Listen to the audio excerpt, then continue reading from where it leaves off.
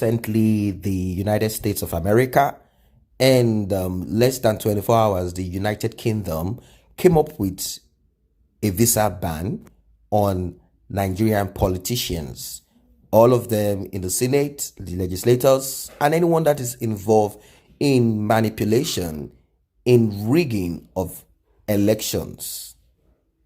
Now, in response to this ban, the Kogi State Deputy Governor, Edward Onoja, responded to the recent traveling sanctions on his boss, and definitely himself and other politicians alleged to have partook in election rigging. David Onoja wrote on his Facebook, he said, "As a patriotic Nigerian, I wish people will stop acting as if anything from abroad is superior to everything that we have here." And of course, I know he's going to write this and they're going to talk this way. That is because right now there's coronavirus, and they know that from now till next year, middle of next year, there's not going to be any movement as such. And many of them who have acquired properties abroad here and there, they have their children there already, and that's one of those things. So he claimed as a patriotic Nigeria that everything from abroad is not superior to everything that we have here. If there is true introspection in certain diplomatic quarters, 2020 is not a year the United States can honestly posture and lecture anyone about democracy or free and fair elections. They need to stop talking. And the talking, he wrote it in capital letter, about threats to global democracy and imposing sanctions on alleged malfeasors, and start showing the world some good example right at home. That is as a result of the shootings in the United States of America, the killing of minorities here and there, kneeling on people's neck, and the disaster that the United States of America has become under Donald Trump. Donald Trump is someone who cannot speak truth to power, speak truth to the happenings around him. He's kind of someone that tries to wriggle himself around, I think, as a result of who he is as a person. And when it comes to minority, Donald Trump is very quick to shoot arrows. He's more interested in embracing people of his own skin color, skin tone. That is something that I've come to realize. Now, things have happened in the United States, like I said, and also the attitude of Donald Trump and the way he talks too, and so I think that's where this deputy is drawing his own, conclusions from. So he went on to say it is also just unconscionable interference to give the impression that elections which are yet to be held in Edo and Ondo are already compromised. The immediate fallout include voters' apathy. Why vote if the election is already rigged? Worsen violence. The United States said they want to rig it and they won't take it, and increase public expenses. Less faith in the outcomes means heightened chances of legal challenge and tedious and long slog through the courts. A country which has been confronted with tenacious allegations of Russian and Chinese interference in our own elections. We are talking of the United States of America now, where they claim that Russia and China interfered in elections that brought in Donald Trump. They say they should know better than to undermine other nations in such a pernicious manner. Since charity begins at home, sense and sensibility will dictate that a man whose lawn is overgrown with weeds should not be volunteering to clean up the city park. God created all men equal, and that is a lesson everyone has learned from the Black Lives Matter, although a lot of people do not understand that using the word black, you might want to disagree to this, is derogatory. Black means nigger, negro.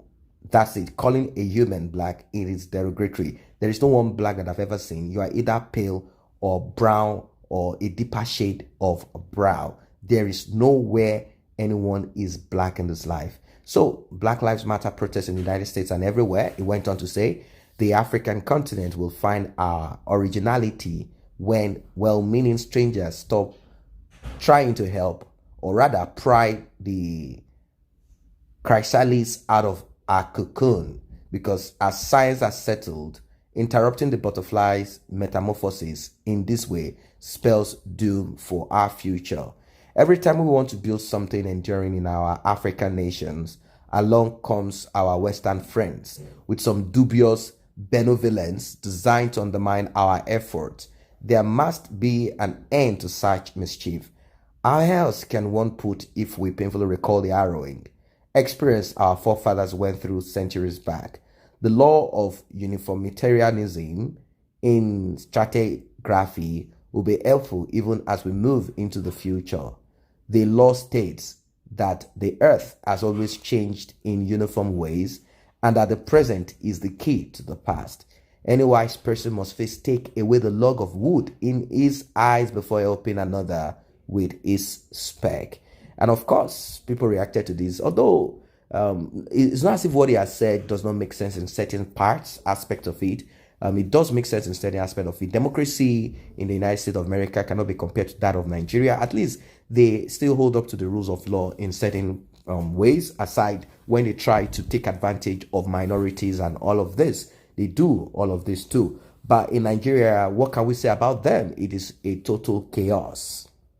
A total chaos. Someone reacted to this, say, while if abroad is not in your estimation, then there's no need writing your epistle. Someone said that, my friend, Mr. So-called Deputy Rubbish, your intentions and comparison are not factual. The 1% of your idiotic, meaningless lunatics and power have acted worse than the colonial masters put together. Just my humble opinion.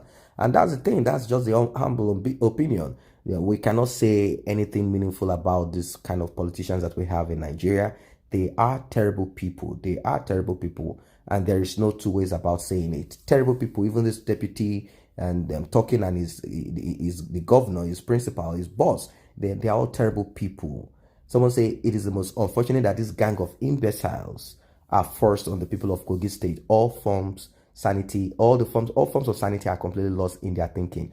All they think and do is to remain in power and perpetrate the looting of state resources.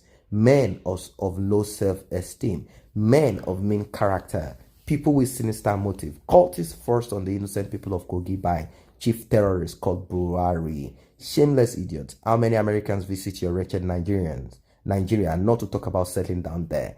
That's something. So this guy is just trying to speak like he's trying to make himself look good with all the nonsense. Look at the state of the nation. Look at how they've turned the nation into not just him alone. He's just like a drop of water in the whole of it. Many of them, from Obasanjo, from previous administration down to, all of them, they have been part of this destruction that we are in. And the reason why many of these things are the way it is because a lot of people, citizens themselves, I call them typical Nigerians, they have embraced this and they are also part of it. They're the ones giving it strength.